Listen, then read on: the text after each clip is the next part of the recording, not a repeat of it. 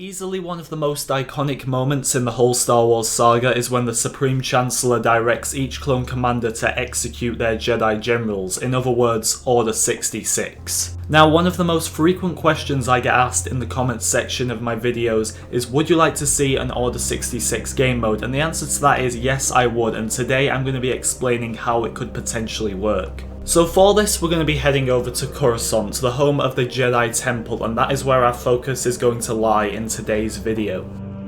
Right, brothers, listen up. The tides of the war have changed. The Jedi are our new enemy. We clones have orders from the Chancellor himself to wipe out every last one of them. Our mission lies here on Coruscant. We'll be under the command of Lord Vader. The 501st must infiltrate and capture the Jedi Temple. No prisoners, no survivors. Do not deviate from the plan at any point. Men, from this point on, there's no turning back. Now get out there and execute Order 66. Phase 1 of this game mode will see the 501st Clone Legion take on Jedi Temple guards at the main entrance of the Jedi Temple. Cease hostility! Now, if the clone troopers don't get past the temple guards, they're not going to be able to access the Jedi Temple. It's as simple as that. So this game mode will basically be Jedi versus Republic. If you're on the Jedi's team for this phase, you will play as a temple guard, and if you're on the Republic's team for this phase, you'll have the option to play as any of the 4 classes for the clone troopers. It will be the clones' job to wipe out the temple guards. As soon as they've wiped out 100 of these guys, they will be able to get access to the next phase inside the temple itself. But if the temple guards defeat 100 clone troopers straight away, they will deny them access to the temple and the Jedi will win. Now, if the Jedi win, obviously this will mean the game has ended because the clones will not be able to progress to the next phase. So what makes it easier for the clones to actually get past this first phase? Well, first of all, the Jedi will have a hero available, but it will not be available in this phase, making it easier for the clones to progress because the clones, however, will have Darth Vader on their team.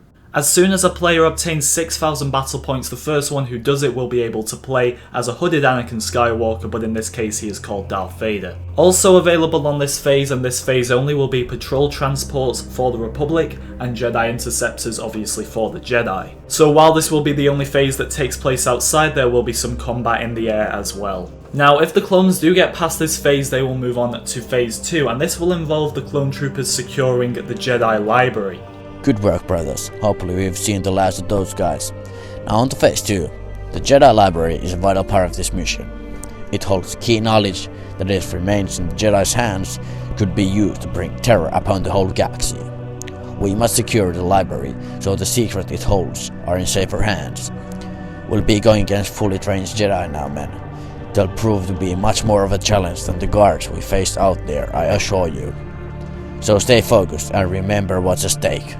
So no Jedi interceptors or patrol transports will be available from this point on. Now this is where things change for the Jedi a bit. Now obviously throughout the game the clones will have all 4 classes and they'll have that for each phase, but the Jedi will no longer have temple guards as their set infantry.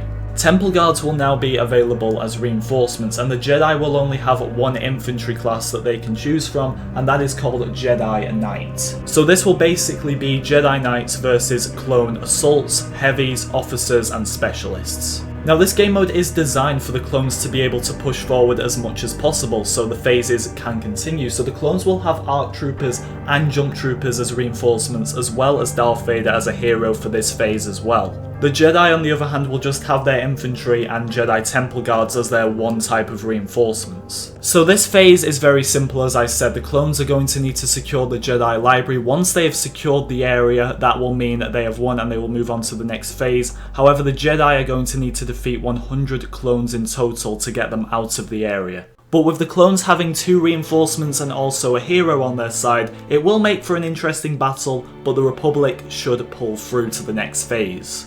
Good work, brothers. Hopefully we've seen the last of those guys. Now on to phase 3.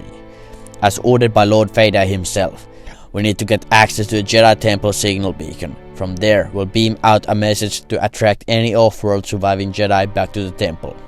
If we fail here, the mission is over, and many Jedi will escape the grasp of the Empire. Push forward and no turning back. Now on to Phase 3. Now the clones are going to need to get access to the Jedi Temple signal beacon to beam out a message telling all Jedi to come back to the temple, which is obviously the trap left that we see in Episode 3 Revenge of the Sith. So this is going to work just how activating objectives already do in Battlefront 2. Someone's going to need to go over to the objective, stand next to it for a good few seconds up to a minute, and activate it.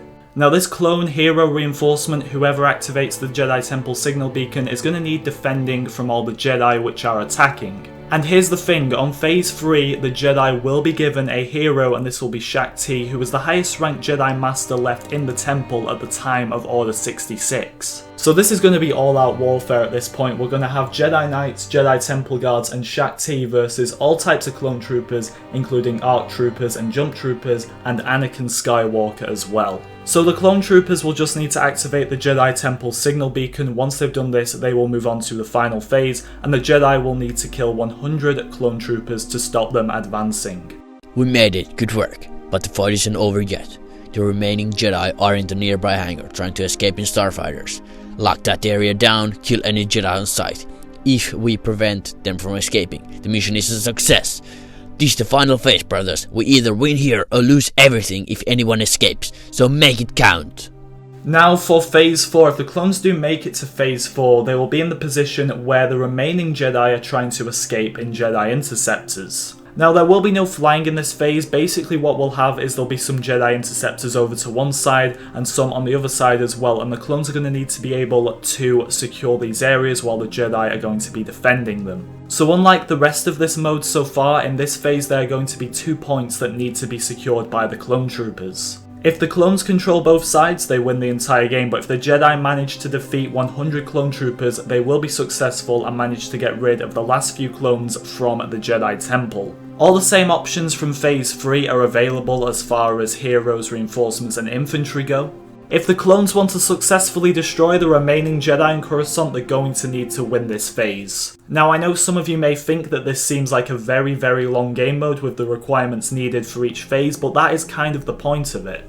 Order 66 was huge, and this game mode preferably needs to go on for as long as possible to make it more entertaining. But that is about it for this video, everyone. Let me know, what did you think of this game mode concept? Did you like it? Did you not like it? Do you think some things could be changed? Let me know in the comments section. I want to give some very big shout outs here at the end of the video. First of all to Lester11, who helped with all the graphics you've seen in today's video. I also want to give a big shout out to Josh Janali, who helped with some of the scripts for the video. And then finally Darth Dominus, who was our very own clone voice actor for today's video.